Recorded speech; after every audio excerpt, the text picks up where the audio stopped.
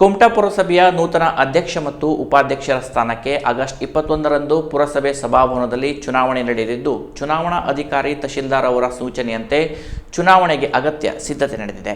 23 ಸದಸ್ಯರ ಬಲ ಹೊಂದಿರುವ ಕುಮಟಾ ಪುರಸಭೆಯಲ್ಲಿ 16 ಸದಸ್ಯರು ಬಿಜೆಪಿ ಬೆಂಬಲಿತರಾಗಿದ್ದರೆ 6 ಮಂದಿ ಕಾಂಗ್ರೆಸ್ ಸದಸ್ಯರಾಗಿದ್ದಾರೆ. ಬಹುಮತ ಹೊಂದಿರುವ ಬಿಜೆಪಿಯ ಈ ಎರಡನೇ ಅವಧಿಯಲ್ಲೂ ಸಹ ಪುರಸಭೆಯ ಆಡಳಿತದ ಚುಕ್ಕಾಣಿ ಹಿಡಿಯಲಿದ್ದು, ಮೀಸಲಾತಿ ಪ್ರಕಾರ ಅಧ್ಯಕ್ಷ ಮತ್ತು ಉಪಾಧ್ಯಕ್ಷರ ಆಯ್ಕೆಗೆ ಬಿಜೆಪಿ ಪ್ಲಾನ್ ಮಾಡಿದೆ. ಕುಮಟಾ ಪುರಸಭೆಯ ಅಧ್ಯಕ್ಷ ಸ್ಥಾನಕ್ಕೆ ಸಾಮಾನ್ಯ ಮಹಿಳೆ ಮತ್ತು ಉಪಾಧ್ಯಕ್ಷ ಸ್ಥಾನಕ್ಕೆ ಸಾಮಾನ್ಯ ಮೀಸಲಾತಿ ನಿಗದಿಯಾಗಿದೆ. ಹಾಗಾಗಿ ಚುನಾವಣಾಧಿಕಾರಿ ಹಾಗೂ ಕುಮಟಾ ತಹಶೀಲ್ದಾರ್ ಅವರು ಅಧ್ಯಕ್ಷ ಉಪಾಧ್ಯಕ್ಷರ ಆಯ್ಕೆಗೆ ಆಗಸ್ಟ್ 20ರಂದು ಚುನಾವಣೆ ನಡೆಸಲು ಘೋಷಣೆ ಮಾಡಿದ್ದಾರೆ. ಈ ಸಂಬಂಧ ಪುರಸಭೆಯ ಎಲ್ಲಾ ಸದಸ್ಯರುಗಳಿಗೆ ನೋಟಿಸ್ ಹೊರಡಿಸುವ ಜೊತೆಗೆ ಇನ್ನಿತರೆ ಅಗತ್ಯ ಸಿದ್ಧತೆ ಮಾಡಿಕೊಳ್ಳುವ ಕಾರ್ಯ ಕೂಡ ಸಾಗಿದೆ. ಇನ್ನು ಪುರಸಭೆ ಅಧ್ಯಕ್ಷ ಹುದ್ದೆಗೂ ಪೈಪೋಟಿ ಬಿಜೆಪಿಯಲ್ಲಿ ಶುರುವಾಗಿದೆ. ಅಧ್ಯಕ್ಷ ಸ್ಥಾನ ಸಾಮಾನ್ಯ ಮಹಿಳೆ ಬಂದಿರುವುದರಿಂದ ಈ ಹಿಂದಿನ ಅವಧಿಯಲ್ಲಿ ಉಪಾಧ್ಯಕ್ಷರಾಗಿ ಕಾರ್ಯನಿರ್ವಹಿಸಿದ್ದ ಸುಮತಿ ಭಟ್ ಮತ್ತು ಬಿಜೆಪಿ ಜಿಲ್ಲಾ ಮಹಿಳಾ ಮೋರ್ಚಾದಲ್ಲಿ ಕಾರ್ಯನಿರ್ವಹಿಸುತ್ತಿರುವ ಸದಸ್ಯೆ ಪಲ್ಲವಿ ಮಡಿವಾಳ್ ಅವರ ನಡುವೆ ತೀವ್ರ ಪೈಪೋಟಿ ನಡೆದಿದೆ. ಇವರ ಜೊತೆಗೆ ಈ ಹಿಂದಿನ ಅವಧಿಯಲ್ಲಿ ಸ್ಥಾಯಿ ಸಮಿತಿ ಚೇರ್ಮನ್ ಆಗಿದ್ದ ಸುಶೀಲಾ ಗೋವಿಂದ್ ನಾಯ್ಕ್, ಶೈಲಾ ಗೌಡ ಅವರ ಹೆಸರು ಕೂಡ ಚರ್ಚೆಯಲ್ಲಿದೆ. ಸುಮತಿ ಭಟ್ ಈ ಹಿಂದೆ ಅಧ್ಯಕ್ಷ ಸ್ಥಾನಕ್ಕೆ ಪೈಪೋಟಿ ನಡೆಸಿದ್ದವರಾಗಿದ್ದು,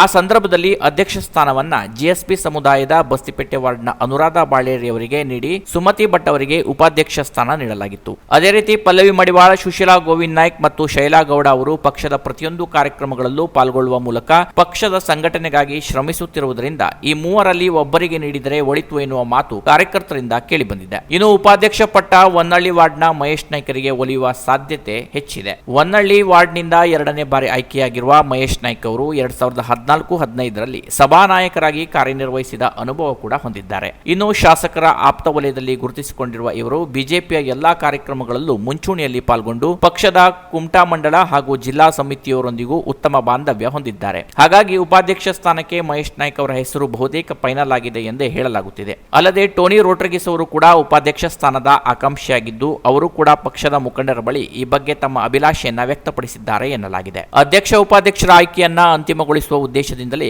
ಬಿಜೆಪಿಯ ಕೋರ್ ಕಮಿಟಿ ಸಭೆಯನ್ನ ಆಗಸ್ಟ್ 20ಕ್ಕೆ ಕರೆಯಲಾಗಿದೆ. ಕಮಿಟಿಯಲ್ಲಿ ಫೈನಲ್ ಆದ ಮೇಲೆ ಆಗಸ್ಟ್ 21ರಂದು ನಡೆಯುವ ಆಯ್ಕೆ ಪ್ರಕ್ರಿಯೆಯಲ್ಲಿ ಪಕ್ಷದ ತೀರ್ಮಾನದಂತೆ ಅಧ್ಯಕ್ಷರ ಮತ್ತು ಉಪಾಧ್ಯಕ್ಷರ ಆಯ್ಕೆ ನಡೆಯಲಿದೆ ಎಂದೇ ಹೇಳಲಾಗುತ್ತಿದೆ. Canara plus news, Kumta.